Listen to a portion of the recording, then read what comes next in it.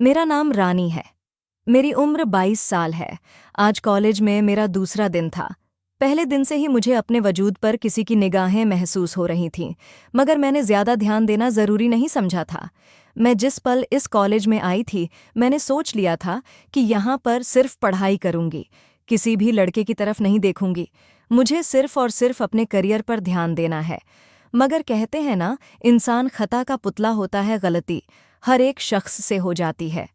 Period लेने के बाद मैं कैंटीन में चली गई थी, जब अचानक एक खुश शक्ल लड़का मेरी टेबल पर आकर बैठ गया। मैंने सिर्फ एक नज़र उसके तरफ डाली और अपनी खामोशी से चीज़ें उठाकर वहाँ से जाने लगी। तभी अचानक उसने मेरा नाम पुकारा। मैंने हैरत से उसकी तरफ देखा कि भला इस आदमी को मेरा नाम कैसे पता। वह मुझे देखते हुए बोला, तुम यहाँ पर नहीं आई हो ना? मैंने सर को हाँ में झटका और वहाँ से जाने लगी। तभी अचानक वह मेरे साथ चलते हुए बोला, अरे क्या हो गया? मैं तुमसे बात कर रहा हूँ और तुम हो कि मुझे भाव ही नहीं दे रही। वह फौरन ही मेरे पास आते हुए बोला, जबकि मैं उसके पास सुनकर अपनी जगह पर खड़ी हो गई और उसकी तरफ देखते हुए आत्मविश्वास से बोली, मुझे फिजूल गोई करने वाले लोग और फजूल गोई करने में कोई दिलचस्पी नहीं है। आपसे अनुरोध है कि आप अपने काम से काम रखें। मेरे मुंह लगने की बेज़रूरत आपको ज़रूरत नहीं है। मैंने ज़्यादा लाक लपेट की बात नहीं की थी, क्योंकि मैं फजूल की बकवास करके अपना वक्त बर्बाद नहीं करना चाहती थी। मैं अभी आगे बढ़ती कि उसने अचानक मेरा हाथ पकड़ लिया और मुझे देखते हुए बोला, इतना भी क्या घमंड कि आप मेरी बात ही नहीं सुन रही? मैं कोई गलत बात नहीं कर रहा, बस आपसे कुछ पूछना चाहता हूँ। मुझे उसका बार बार रोकना बुरा लग रहा था, क्योंकि मैं यहाँ पर अपना वक्त बर्बाद करने नहीं आई थी। जिस दिन मैंने इस कॉलेज में कदम रखा था, उस दिन ही मेरे दिल में फैसला कर लिया था कि मैं किसी भी लड़के से दोस्ती नहीं करूंगी, क्योंकि कॉलेज में आकर लड़कियां खराब हो जाती हैं और मैं अपने माँ बाप का नाम मिट्टी में नहीं मिलाना चाहती थी। इसके बाद सुनकर फिलहाल मैं खामोश हो गई और उसकी तरफ सवालिया निगाहों से देखने लगी। वह मुझे देखते हुए बोला, रानी, मुझे मालूम हुआ है कि आपने किसी को यहाँ दोस्त नहीं बनाया। अगर आप चाहे तो मुझे दोस्त बना सकती हैं, क्योंकि मैं भी यहाँ पर नया ही हूँ और अभी तक मेरी भी किसी से दोस्ती नहीं हुई और हम दोनों की क्लास भी एक ही है। आप आगे बैठी हैं ना? जबकि मैं खामोशी से वहाँ से एक बार फिर आगे बढ़ गई, लेकिन उसका बार बार मेरे रास्ते में आना और मुझसे बहाने बहाने से बात करना मुझे उसकी तरफ अब आकर्षित कर चुका था। मैं कितना भी उसे झड़ देती, वह बार बार मेरे पास आ रहा था। मजबूरन मुझे उससे थोड़ी देर बातचीत करनी पड़ गई। इस दौरान उसने अपना नाम भी बता दिया। उसका नाम सिकंदर था। देखने में वह बहुत खूबसूरत था, मगर उसे देखकर मुझे बहुत ज़्यादा अजीब सा महसूस होता था। दिल कहता था कि यह शख्स अच्छा नहीं है, सिर्फ अच्छा बनने का नाटक कर रहा है। वक्त धीरे धीरे गुजरता चला गया। मेरा ज़्यादातर वक्त उसके साथ ही गुजरता था। उसकी कंपनी मुझे बहुत मज़ा देती थी, मगर मुझे मालूम ही नहीं था कि यह मज़ा मेरे लिए कितनी बड़ी बदनामी का कारण बनने वाला है। वक्त और तेज़ी से गुजरता चला गया और आज वैलेंटाइन डे का दिन था। सबका क्लास एक साथ बैठे खुश गप्पों में बिजी थे। कोई कहीं बैठा हुआ था तो कोई कहीं। मैं और सिकंदर भी एक कोने में बैठे एक दूसरे से बातचीत कर रहे थे। हम दोनों के बीच इतनी अच्छी दोस्ती हो गई थी कि अपने दिल की हर बात हम एक दूसरे को आराम से बता दिया करते थे। तभी अचानक वह अपनी जगह से खड़ा हुआ। मैं उसे देख रही थी। उसने अचानक घुटनों के बल बैठकर मेरे करीब फूल बढ़ाया और मुझे देखते हुए प्यार भरे अंदाज में बोला, मैं नहीं जानता कि मोहब्बत का इजहार कैसे किया जाता है, मगर मैं तुम्हें बहुत चाहने लगा हूँ। दिल से तुम्हारी इज्जत करता हूँ और तुमसे बेइंतहा मोहब्बत करता हूँ। मैं तुमसे शादी करना चाहता हूँ। क्या तुम मेरी हमसफ़र बनना पसंद करोगी? उसकी आंखों में मोहब्बत के दिए जल रहे थे, जबकि मैं अविश्वास भरी नज़रों से उसे अपने कदमों में घुटनों के बल बैठे हुए देख रही थी। एक पल के लिए मेरा दिल किया कि मैं उसे इस प्रपोजल के लिए मना कर दूं, क्योंकि मैंने कॉलेज में आने पहले वादा किया था कि मैं ऐसा कोई काम नहीं करूंगी जो मेरी जिंदगी पर असर डाले। मगर मैं सिकंदर को इनकार नहीं कर पाई, क्योंकि कहीं ना कहीं मैं भी उसकी मोहब्बत में डूब चुकी थी। मैंने अपना हाथ आगे बढ़ा दिया। उसने मेरी आंखों में आंखें डालकर अंगूठी पहनाई और मुझे हमेशा हमेशा के लिए अपनी मोहब्बत में जकड़ लिया। मगर मुझे यह मालूम नहीं था कि मैं कितनी बड़ी गलती कर चुकी हूँ, क्योंकि सिकंदर जैसा इंसान किसी एक लड़की का नहीं होता। हर आए दिन उसके पास नई लड़कियां होती हैं। फिलहाल मैं यही समझी थी कि वह बहुत अच्छा है और मेरी बहुत परवाह करता है।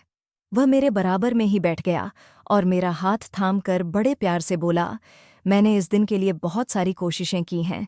मेरी जिंदगी में बहुत सी लड़कियां आई जिन्होंने मुझे खुद से प्रपोज किया है, लेकिन तुम एकमात्र ऐसी हो जिसके सामने मैं घुटनों के बल बैठा हूँ। मैंने अपने आप को तकलीफ दी है कि मैं तुमसे अपने दिल की बात कह सकूं। तुम मुझे पसंद करती हो ना? वह बड़े भावुक लहजे में बोला। जब मैं उसकी बात सुनकर फौरन मुस्कुराई और उसे देखते हुए बोली, अगर मैं तुम्हें पसंद न करती तो तुम्हारे प्रपोजल को अब भी रिजेक्ट कर देती। तुम वाकई सबसे अलग हो। मैंने आज तक तुम्हारे जैसा लड़का अपनी जिंदगी में नहीं देखा। तुम्हें पता है, तुम मेरी जिंदगी में आने वाले पहले व्यक्ति हो। मैंने आज तक किसी को भी अपनी जिंदगी में शामिल नहीं किया है। मेरी बात सुनकर वह बहुत खुश हुआ और मुझे देखते हुए बोला, मैं एक बात कहूँ तुमसे? मैंने सिर को हल्की सी हिलाया। वह मुझे देखते हुए बोला, दरअसल मैं तुमसे यह बात कर रहा हूँ, लेकिन मुझे घबराहट भी हो रही है कि कहीं तुम्हें मेरी यह बात बुरी ना लग जाए। मैंने हैरत से उसकी तरफ देखा, क्योंकि मुझे उसकी बात का मतलब बिल्कुल समझ नहीं आ रहा था। वह आगे बोला, मैं दरअसल तुम्हारे साथ अकेले में वक्त बिताना चाहता हूँ।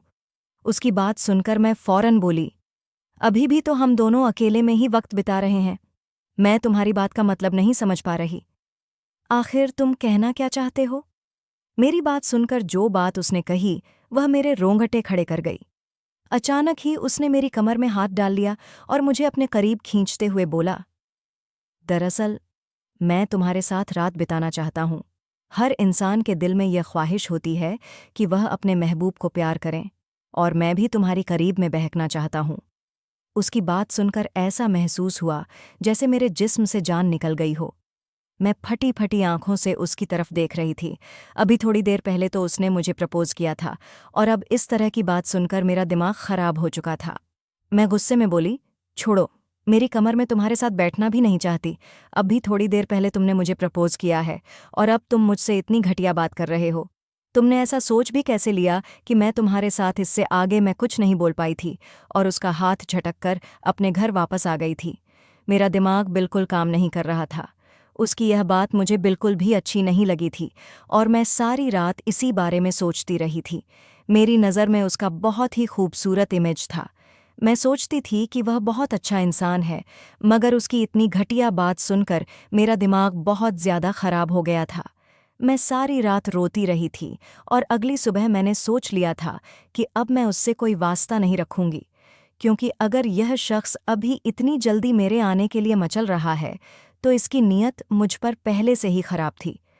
इसीलिए मैंने पहले ही उससे अपने रिश्ते ख़त्म कर दिए थे, मगर मुझे मालूम ही नहीं था कि मैंने अपने लिए कितना बड़ा संकट खड़ा कर लिया है।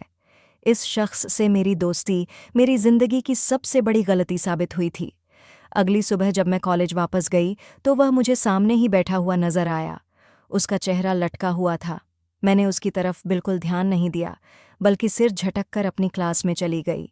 अब मैं उसकी तरफ देखना भी नहीं चाहती थी, क्योंकि मेरी नज़र में वह एक अच्छा इंसान नहीं था।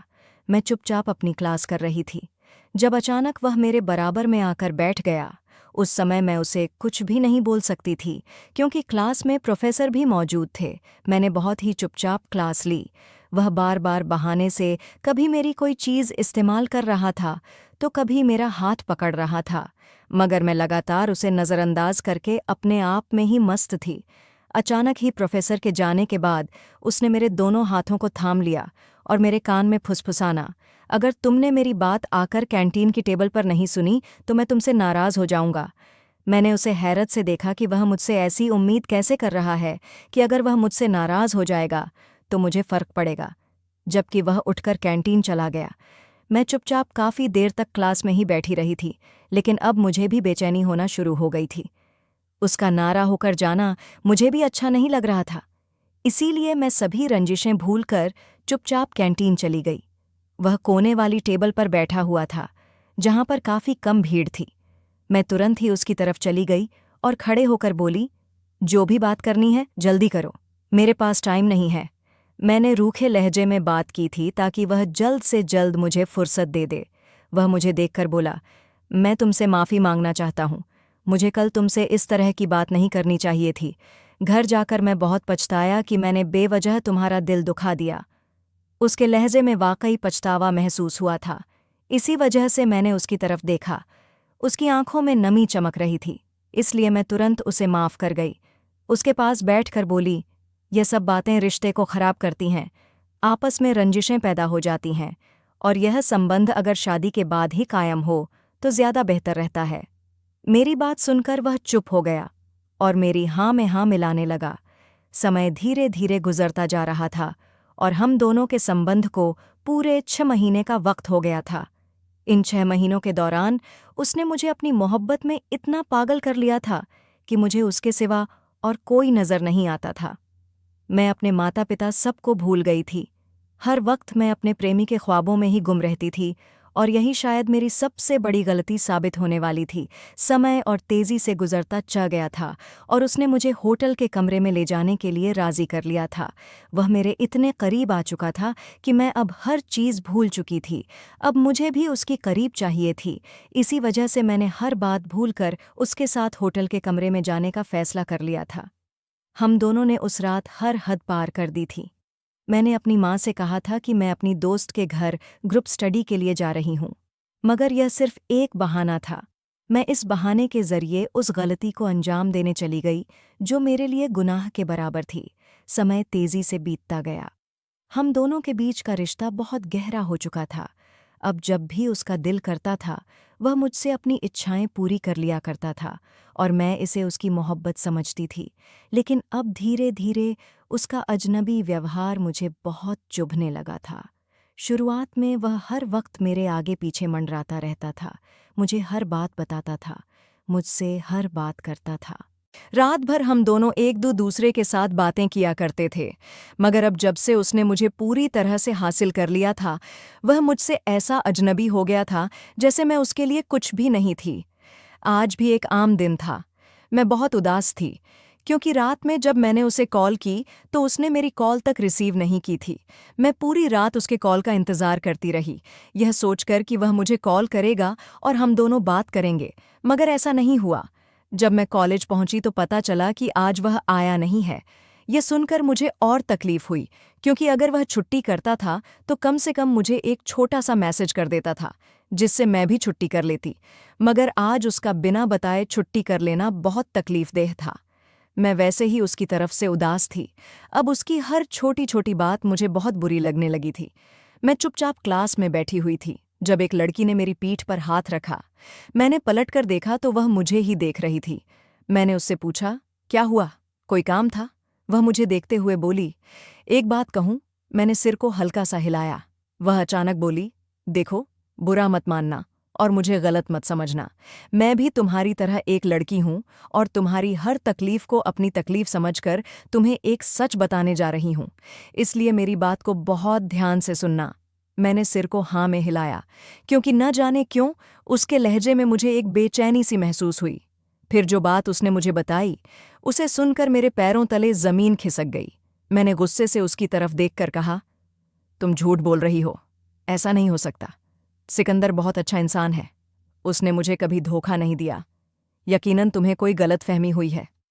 मेरी बात सुनकर उसने हल्का सा ठहाका लगाया और मेरी ओर देखते हुए बोली, हर मोहब्बत करने वाली लड़की को ऐसा ही लगता है कि उसका महबूब सच्चा है और पूरी दुनिया झूठ। दरअसल वह लड़की कह रही थी कि तुम्हारा बॉयफ्रेंड हर रोज किसी नई लड़की के साथ नजर आता है, बस तुम ही एक अंधी हो जो यह सब नहीं देख पाती। अभी भी वह कॉलेज की कैंटीन में लड़कियों के साथ बैठा हुआ है और अपनी दिल की हसरतें पूरी कर रहा है, उसने कहा। मैं हैरान रह गई, मुझे तो उसकी बातों पर यकीन ही नहीं आ रहा था। मैंने तुरंत कहा, ऐसा नहीं हो सकता, वह बहुत अच्छा है।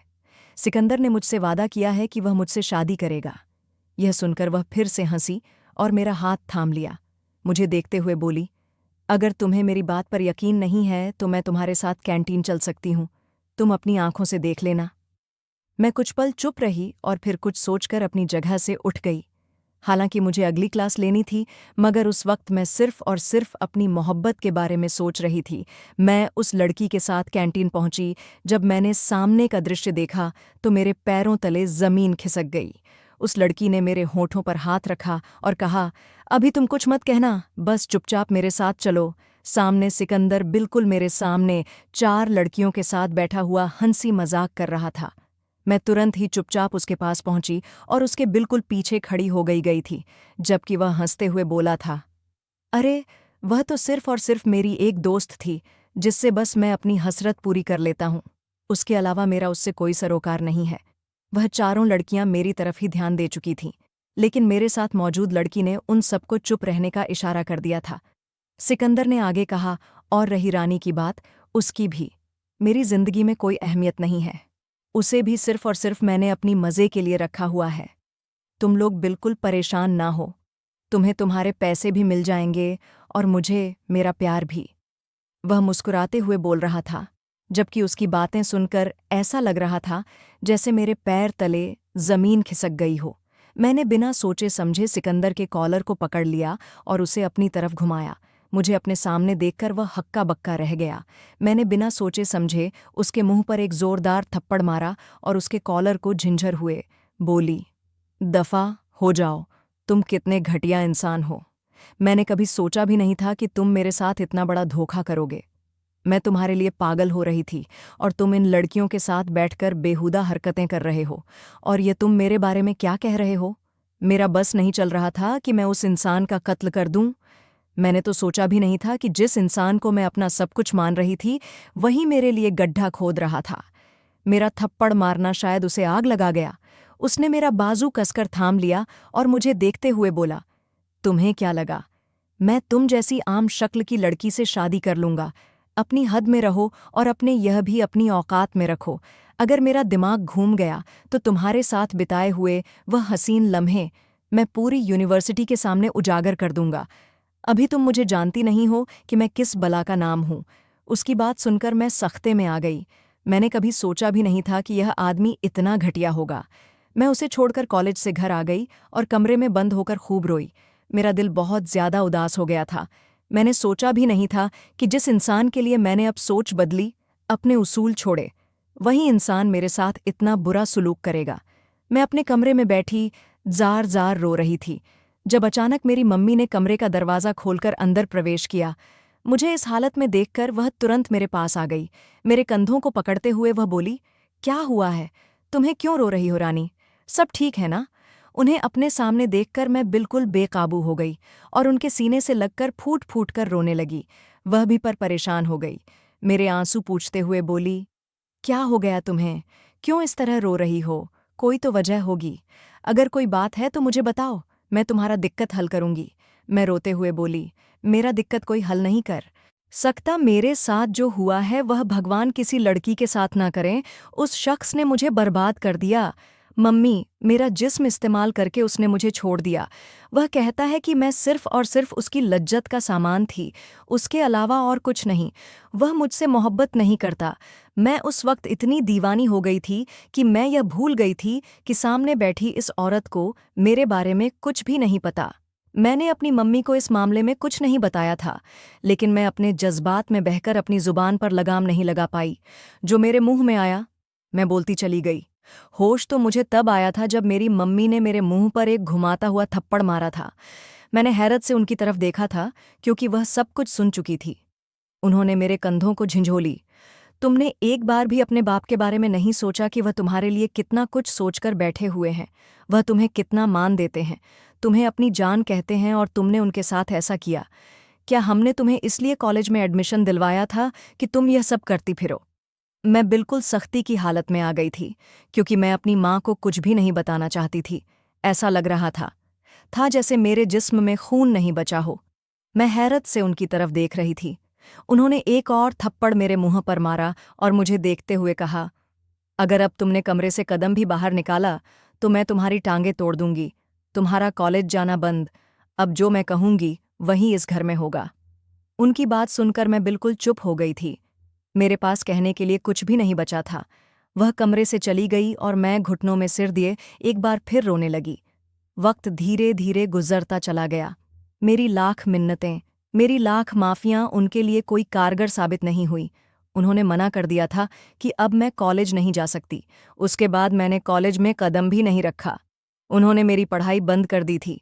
उनका कहना था, अगर तुम किसी से मोहब्बत करती तो हमें कोई फर्क नहीं पड़ता, लेकिन तुमने वह हद पार की है जिसका हम तसव्वुर भी नहीं कर सकते थे। हम लोग खाते पीते घराने से ताल्लुक रखते थे। ऊपर वाले का दिया हमारे पास सब कुछ था। लेकिन अब मम्मी बहुत ज्यादा परेशान रहने लगी थी।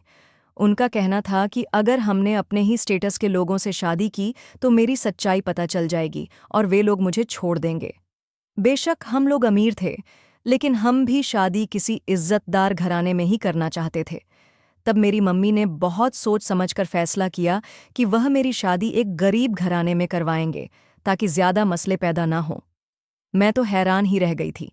मैंने कभी सोचा भी नहीं था कि मेरी शादी करीब घर में होगी। सिकंदर भी अमीर घराने से ताल्लुक रखता था, मगर अब मैं बिल्कुल बेबस थी। मेरी जिंदगी की डोर अब मेरी माँ के हाथ में थी और उन्होंने ऐसा ही किया। वह मेरे लिए रिश्ता अब गरीब घरानों में तलाशने लगी थी। मैं बहुत रोती थी, उनके आगे बहुत माफ़ी मांगती थी, उनको समझाती थी कि यह मेरी पूरी जिंदगी का मामला है। मैं ऐसे कैसे किसी गरीब से शादी कर सकती हूँ? लेकिन वह मेरी बात बिल्कुल नहीं सुनती थी।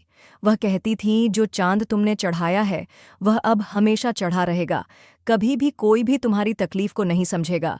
लेकिन अगर मैं किसी गरीब से तुम्हारी शादी करूंगी तो तुम उसको किसी भी तरह अपने जाल में फंसाकर अपनी बातों में उलझा सकती हो। गरीब लोग बहुत मासूम होते हैं, उनके पास इतना दिमाग नहीं होता। जबकि मैं भी मम्मी की बातें सुनकर चुप हो गई थी। यह बात तो हकीकत थी कि गरीब लोग अच्छे भी होते हैं और उनके पास मार्ग भी बहुत होता है। इसीलिए मैंने चुपचाप अपनी मम्मी के ऊपर ही फैसला छोड़ दिया। वक्त धीरे धीरे गुजरता चला गया और मम्मी ने मेरे लिए एक इज्जतदार घराने में रिश्ता तलाश कर लिया। बेशक वह लोग गरीब थे, लेकिन अच्छे लोग थे। उनके पास ज्यादा पैसा नहीं था, मगर इज्जत थी। इसीलिए मैं चुप हो गई। मैंने जब लड़के को देखा तब भी मैंने कुछ नहीं कहा, क्योंकि वह भी देखने में बेहतर था। वक्त धीरे धीरे गुजरता चला गया। पापा ने बहुत ज्यादा मसले खड़े किए थे। उन्होंने कहा, मैं अपनी बेटी की शादी इतने गरीब घर में नहीं करूंगा। वह मेरी अकेली बेटी है। मैं उसकी शादी एक अच्छे घराने में करना चाहता हूँ। लेकिन मेरी मम्मी ने उनकी एक बात नहीं सुनी, क्योंकि मेरी मम्मी को हर हकीकत मालूम थी। मम्मी ने पापा को कुछ नहीं बताया और अपनी जिद चलाते हुए मेरी शादी मेरे गरीब पति से करवा दी। मैं रुखसत होकर उन लोगों के घर आ गई थी। मेरा दिमाग बिल्कुल काम नहीं कर रहा था कि चंद ही महीनों में मेरी काया कैसे पलट गई। काश मैं अपनी जुबान बंद रखती तो आज यह सब मेरे साथ नहीं हो रहा होता। उन लोगों की ज़ात से जितना हो सकता था उन्होंने किया था। मेरी स्वागत में उन लोगों ने कोई कमी नहीं छोड़ी थी। थोड़ी देर बाद उनकी कज़न वगैरह मुझे मेरे पति के कमरे में बिठाकर चली गई थी। मुझे बहुत ज़्यादा घबराहट महसूस हो रही थी कि अब क्या होगा अगर मेरे पति को पता चल गया कि मैं पहले ही अपनी इज्जत गंवा चुकी हूँ। काफ़ी देर सोचने के बाद मैंने यही फैसला किया कि आज की रात मैं उन्हें अपने करीब नहीं आने दूंगी। जितना हो सकेगा मैं उन्हें अपने आप से दूर ही रखूंगी, चाहे इसके लिए मुझे कोई भी रास्ता अपनाना पड़े। थोड़ी देर बाद वह कमरे में आ गए थे। प्रणाम नमस्ते के बाद उन्होंने मेरे चेहरे से घूंघट उठाया। अभी वह कुछ कहते उससे पहले ही मैं बोल पड़ी, मैं जानती हूँ आप बहुत अच्छे इंसान हैं और आपके दिल में मेरे लिए बहुत से सपने होंगे, मगर मैं बहुत बेबस हूँ। मेरे लिए यह शादी बहुत ही हैरान करने वाली है। मैंने अपनी मम्मी को बहुत समझाया था कि मैं शादी नहीं करना चाहती बल्कि पढ़ाई करना चाहती हूँ, लेकिन उन्होंने मेरी एक बात नहीं सुनी। उनका कहना था कि जिंदगी मौत का अब भरोसा नहीं है। वह अपनी जिंदगी में मेरी शादी अच्छे घर में करना चाहती है, इसीलिए उन्होंने मेरी शादी आपसे तय कर दी। लेकिन अब भी मैं शादी के लिए राजी नहीं हूँ, इसीलिए मुझे इस रिश्ते के लिए थोड़ा वक्त चाहिए। मेरी बात सुनकर मुकेश खामोश हो गए थे। यकीनन उन्हें बात बुरी लगी होगी, मगर अचानक उन्होंने मेरा हाथ थाम लिया और मुझे झकझोर हुए बोले, झूठ बोलने की मेरे सामने अब ज़रूरत नहीं है।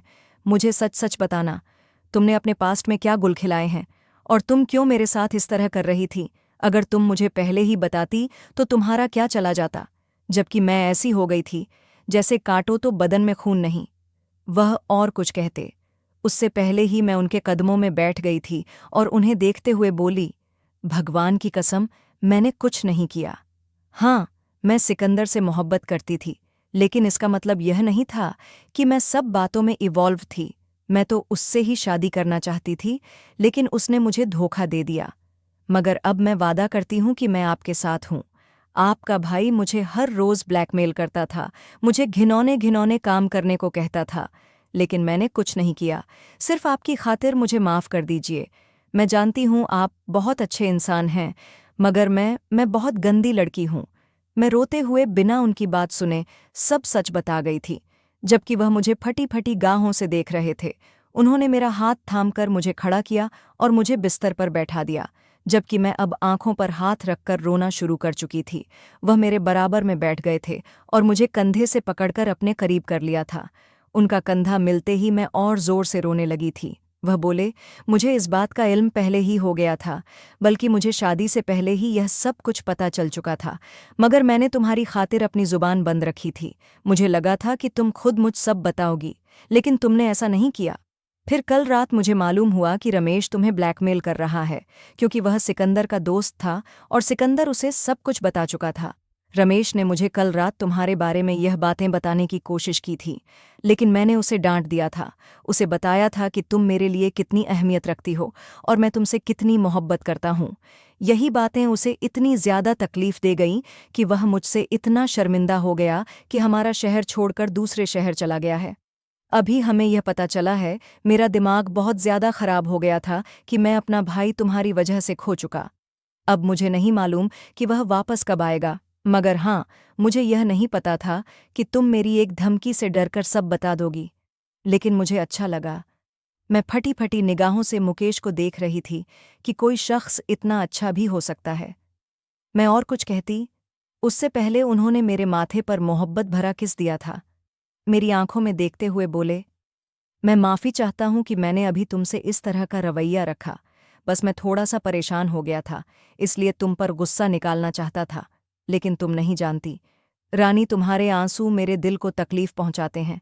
कभी भी किसी गैर मर्द पर एक औरत को भरोसा नहीं करना चाहिए। औरत का पति ही उसका सब कुछ होता है, और जो मुकाम एक पति का उसकी औरत के दिल में होता है, वह किसी और का नहीं हो सकता। मैंने से एक बार फिर माफ़ी मांगी और उनके सीने से लग गई, जबकि उन्होंने भी मुझे माफ़ कर दिया और मुझे अपने सीने से लगाकर मेरे माथे पर एक बार फिर मोहब्बत भरा किस दिया। दोस्तों, वीडियो कैसा लगा कमेंट करके ज़रूर बताएं। वीडियो को लाइक और चैनल को सब्सक्राइब